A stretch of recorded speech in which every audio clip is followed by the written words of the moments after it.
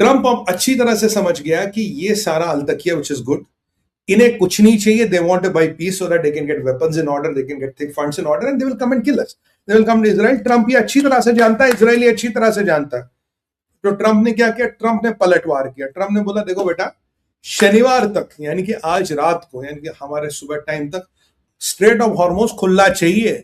Straight of Hormuz तुम खोल दोगे, खुला कर दोगे, डिक्लेयर खुला कर दोगे, किसी भी तरह का कोई भी नेशनलिटी का शिप आ जा सकता और कोई भी इस शिप को हाथ नहीं लगाएगा।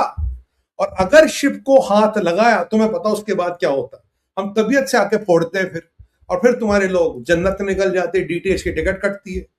तो इसीलिए शिपों को हाथ नहीं लगाओगे, और जो भी शिप होगा वो निकालोगे।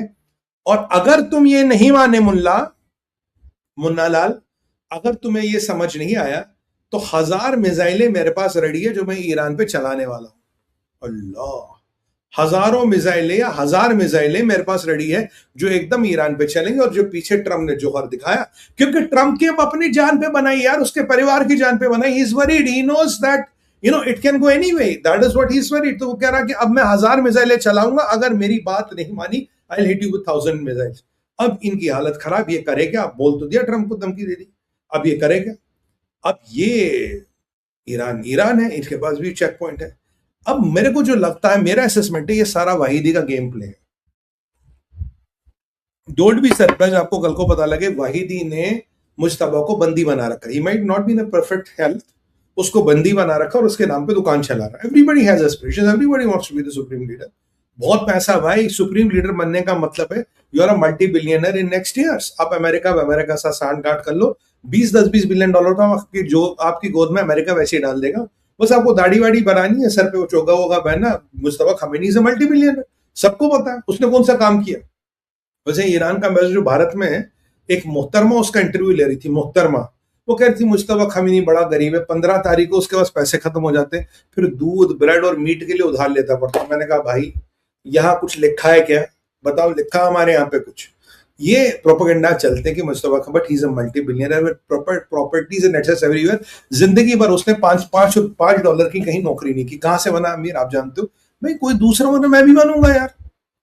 तो अब ये ट्रम्प ने कहा बेटा तुम्हें देनी स्टेट, मैं हूं तैयार, सैटरडे तक का टाइम है। अब Trump had change the game, Trump had change the war tactics. America की वॉर टैक्टिक है no war, hit ends and when and where and as long as you want, and we are not in a war with you, sir. We'll hit you when we want, we'll hit you as we want, we'll hit you where we want, and we'll keep on hitting you till the time we want. And yes, we are not at war with you, and it is we control the escalation. अब वो बातें नहीं हो रही है कि controlled escalation, proportional response, no, disproportional, uncontrolled, driven by America, controlled by America and Israel. That is what it is going to be. Hormoz खोलो नहीं तो मैं ठोक दूंगा। अब आप जानते हो कि ट्रंप की 2 दुखती रग है, मैंने आपको बोला था, एक है हॉर्मोज, एक है न्यूक्लियर। अब ईरानियों का why do I tell this IRGC just thinking, देखिए अगर जनरल सोच रहे होते, qualified generals, they know how to plan do the war, they may not be the best, they will think logically, पर यहाँ इलॉजिकल थिंकिंग हो रही है। जब ट्रंप ने कहा कि सैटरडे तक हॉर्मोज दे दो नहीं तो मैं ठोक दूंगा, and they know Trump is do it, because पीछे 2-3 दिन में जो लड़ाई हुई, और इस दौरान ट्रंप ने एक मॉडल भी ट्राई किया, आपने देखा हो ना देखा हो, जो मॉडल ट्रंप ने ट्राई किया वो है आपका price model. What is price model? Price model है भाइयों, जब ये 2-3 दिन लड़ाई हुई पीक पे, तभी अच्छे ठुकाई हुई ईरान की। वैसे कल ईरान में परसों जो रात को घटनाएं, उन्होंने कहा गैस सिलेंडर फट गया, वेल्डिंग वाले का सिलेंडर फट गया, pressure cooker फट गया, and all the crap industrial accident, but they were getting bombed, which is a different issue altogether. But what did they do? देखिए उन्होंने क्या किया। अमेरिका ने देखा क्या तेल की कीमत बढ़ेगी, नहीं बढ़ी, $5। क्या स्टॉक मार्केट हिलेंगे, नहीं हिले। बॉन्ड मार्केट हिलेंगे, ट्रेजरी बॉन्ड हिलेगा, with the commodities market share, polymer market, कोई मेजर मार्केट हिला ही नहीं। और अमेरिकन एक चीज समझ गया, जिन्होंने इतने मिसाइल ड्रोन चलाई उनसे तो नुकसान कुछ हुआ ही नहीं, यानी कि इनके तिलों में तिल नहीं रहा, इनकी औकात नहीं रही, दे डोंट हैव एमिनिशन। अमेरिका समझ गया, तो कह रहा अगर इनको तोड़ना है, इजराइल वाली स्ट्रेटजी करो, prolonged war, as when where wherever and as long as I want. जैसे वो गाजा में ठोक रहे, जैसे वो हमास को ठोकते, जैसे वो हिजबुल्ला को ठोकते, जब मर्जी ठोक दिया, जैसे हुतियों को ठोकते, आज मन के ठोक दिया, सुबह आगे ठोक दिया, कर लो, हमें तुमसे कोई लड़ाई नहीं, but preemptive nature will come and ठक ठक ठक। ये इनकी स्ट्रैटेजी है। And what are they trying, because Trump ने मॉडल टेस्ट कर लिया। और मैं आपको बताऊं, ट्रंप के पास अभी कांग्रेशनल अप्रूवल भी है, he doesn't need congressional approval. याद कीजिए 47-50 में हार गया था, 50-47 में वो जीत गया। उसके पास हर व्यवस्था, और सबसे बड़ी बात, वो उसकी बेटी, उसके जमाई, उसका पोता नाती व्हाटएवर, वो सब खतरे में, दे आर ऑन टारगेट। और इवांका को मारने के लिए उन्होंने लोग भी भेजे थे, उसको ये भी पता है। तो अब ईरानी क्या करें? अब जनरल है ये कोई आईआरजी कोई आर्मी तो है नहीं, ये तो उस मौलाना को अपने वर्दी पहना दी। तो इन्होंने भाई साहब सुपर एस्केलेशन कर दिया ट्रंप को व्हाट यू कॉल, ट्रंप को बड़ा प्रोवोक करने के लिए। Now how can in this situation a logical general behave? He will behave that he wants to win the war. पर यहां हमारा ऑब्जेक्टिव क्या है? हम आईआरजी से शहादत ही हमारी सबसे बड़ी अकीदत है, शहादत ही हमारी सबसे बड़ी अकीदत है। इनकी डीटीएच की टिकट पाना is the only objective of our life. तो what did they do? They went and did what you can not even think of. They went and messed up somewhere which you can't even think of. Sumit भाई कहां mess up कर दिया? मैं बता दूं भाई, उन्होंने जाके प्राचीन में जो न्यूक्लियर कॉम्प्लेक्स है उसकी पेरिफेरी पे कंस्ट्रक्शन शुरू कर दी। पेरिफेरी पे कंस्ट्रक्शन का मतलब है स्पेस फोर्स को आप तभी दिखे थे, उन्होंने ट्रक के ईंटें गारा लाना शुरू कर दिया। क्योंकि जो मैसेज आईआरजीसी देना चाहता, कहता एमओयू है ही नहीं। एमओयू में ट्रंप कहता था न्यूक्लियर साइट्स को स्पेस फोर्स देख रहा है, even if they move a brick we will know. Brick क्या, हमने तो ट्रक ला दी ट्रंप साहब, अब करो क्या करोगे? तो न्यूक्लियर साइट्स पे प्राचीन वाज रिसेंटली हिट। आप जानते हैं प्राचीन इतनी बड़ी न्यूक्लियर साइट नहीं है, but where are they doing it there. वहां रेडिएशन का लीक का चांस मिनिमम है। नेटन्स इस्फहान को टच नहीं कर रहा है अभी, फर्दो तो गया। तो they want to try with प्राचीन and see will Americans come and attack, will Americans come and attack. क्योंकि हमने पूरी कंट्री रिजिनवेट कर रखी है, खुमैनी का फ्यूनरल निकाल के पूरी कंट्री से कि अमेरिका अमेरिका बोलो, या अमेरिका ने हमें हमला कर दिया, हमें हमला करना है।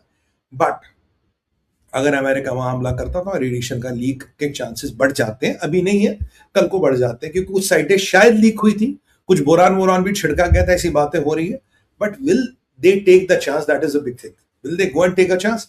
आई हैव माय डाउट्स। तो इन्होंने प्राचीन पे कर दिया, अमेरिकन सैटेलाइट से पकड़ लिया, दुनिया भर में पिक्चर आ गई थी, प्राचीन न्यूक्लियर साइट पे काम शुरू हो गया।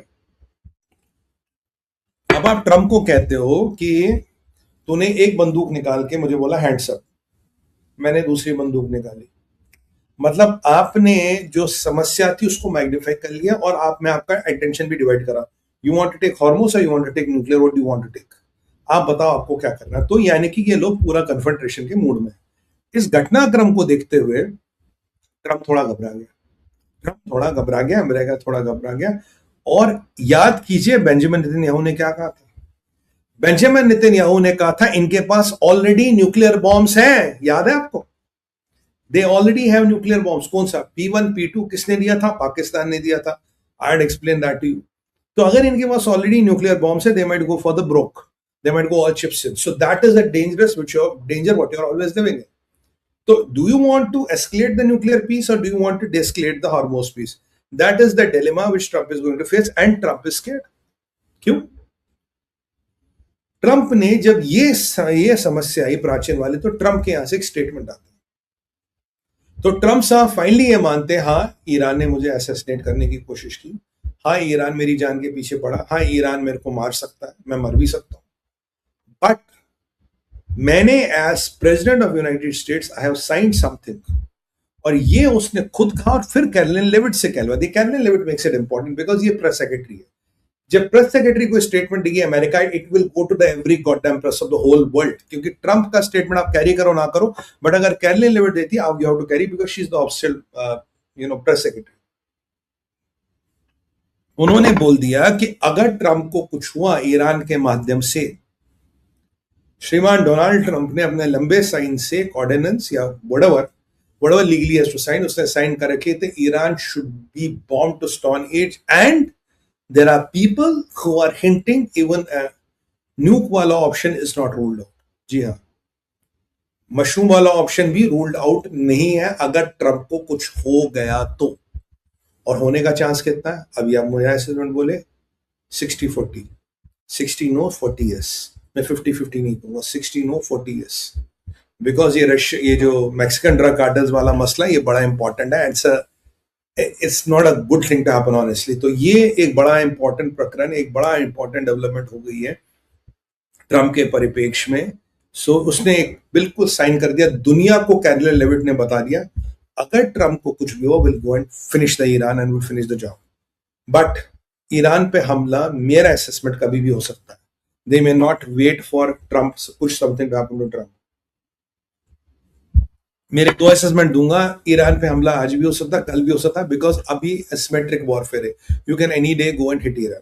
कोई युद्ध की जरूरत नहीं, कोई डिक्लेरेशन की जरूरत नहीं। ट्रम्प ने ऑलरेडी बोल दिया कोई सीज फायर नहीं है भाइयों, there is no ceasefire, we are बातचीत करनी है करते रहो, मिलिट्री अपना काम करेगी। ये रशिया यूक्रेन वाली बात है, बातचीत हो रही, मिलिट्री अपना काम करेगी। और ये सारे क्या करते थे, बातचीत और कराए, सीज फायर कराए, ईरान को टाइम देते, काफिरों का बेवकूफ बनाए।